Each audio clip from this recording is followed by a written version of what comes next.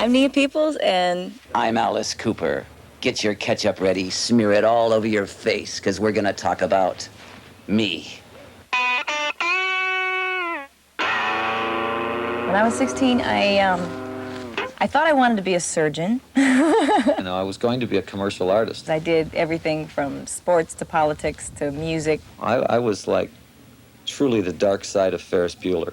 I was a little overachiever kind of type person. I mean, I was thrown out 8 times my senior year just for having hair that far over my collar. I was so shy.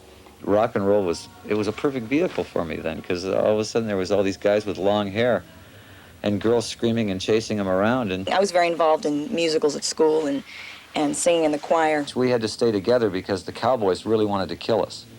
Let's see, when I was 16, was that like just disco era, I think? Well, when I was 16, it was when rock and roll really got interesting. It was just dying, on the radio. It was all the doo-wop groups and all the surf bands and everything were dying. And here comes the Beatles, and here comes the Rolling Stones. The collection that we had in our home was more musicals, a musical theater, Man of La Mancha, Sound of Music. To me, the more obnoxious they were, that was the direction to go in. At 16, I was still afraid of makeup. I think 50 years from now, long hair and black leather and smear of makeup will still say an awful lot about rock and roll. I didn't think I was pretty. I didn't think I was ugly, but I didn't think I was pretty.